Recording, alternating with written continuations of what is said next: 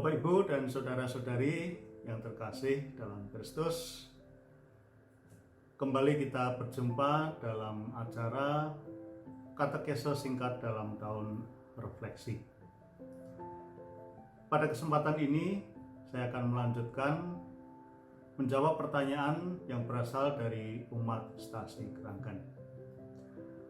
Pertanyaan yang berikut ini adalah, apakah Romo bisa membantu menjelaskan seberapa penting umat terlibat di lingkungan, khususnya pada kegiatan doa, pendalaman iman, supaya tidak hanya sekedar ikut misa hari Minggu? Saudara-saudari yang terkasih, untuk menjawab pertanyaan ini, pertama-tama tentunya saya mau mengajak Bapak, Ibu, saudara-saudari semua menyadari pentingnya komunitas dalam hidup kita bersama ini. Maka dasar yang paling sering dipakai itu adalah bisa kita lihat dalam Kisah Para Rasul tentang cara hidup jemaat yang pertama. Dikatakan bab 2 ayat 41 sampai 42. Orang-orang yang menerima perkataannya itu memberi diri dibaptis, dan pada hari itu jumlah mereka bertambah kira-kira 3.000 jiwa. Mereka bertekun dalam pengajaran rasul-rasul dan dalam persekutuan, dan mereka selalu berkumpul untuk memecahkan roti dan berdoa. Jadi saudara-saudara, sejak jemaat yang perdana, tidak pernah komunitas itu lenyap. Selalu mereka hidup dalam persekutuan.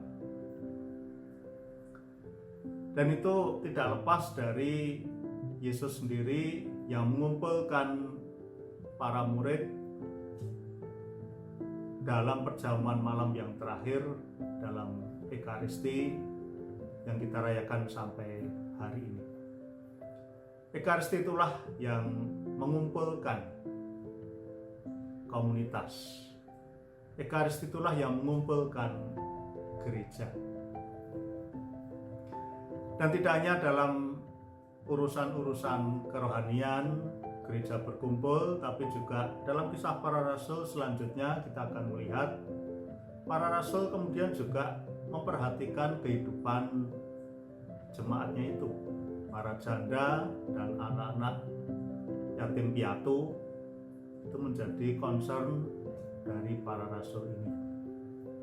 Mereka ikut diperhatikan bersamaan dengan tetap berkumpulnya para rasul jemaat pertama dalam persekutuan itu. Jadi saudara, iman kita itu adalah iman yang mencari persekutuan. Tidak pernah bisa lepas dari persekutuan ini. Nah, oleh karena itu sampai hari ini pun hendaknya hal semacam ini tetap dipertahankan.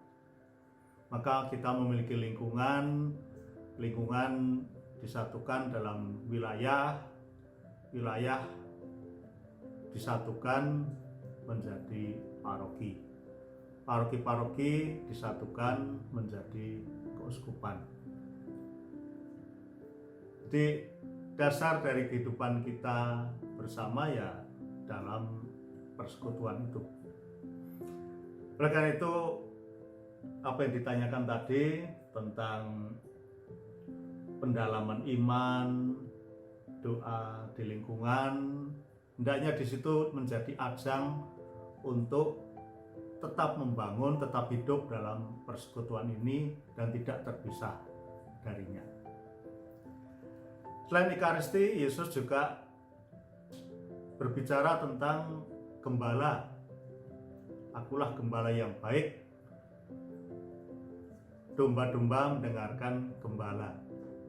Jadi dari situ pun juga terasa bahwa ada unsur kawanan Karena ada gembala, maka ada domba-domba, kawanan domba atau herd.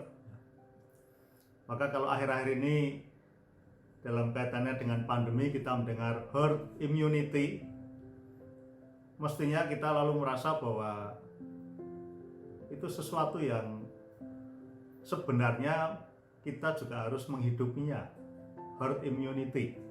Mari kita dukung membangun herd immunity karena kita ini kawanan. Dan mari kita dukung program vaksinasi ini supaya kawanan kita juga menjadi imun, khususnya terhadap virus corona ini. Nah, tidak hanya herd dalam arti umat Katolik, tapi juga sebagai masyarakat. Maka hendaknya herd immunity ini membuat kita juga terpacu untuk berusaha mengupayakan dapat terselenggaranya vaksinasi ini. Bapak Ibu saudara, semoga keinginan atau semangat untuk senantiasa berkumpul tetap hidup dalam kehidupan kita bersama ini, sebab itulah juga salah satu ciri dari gereja kita. Terima kasih.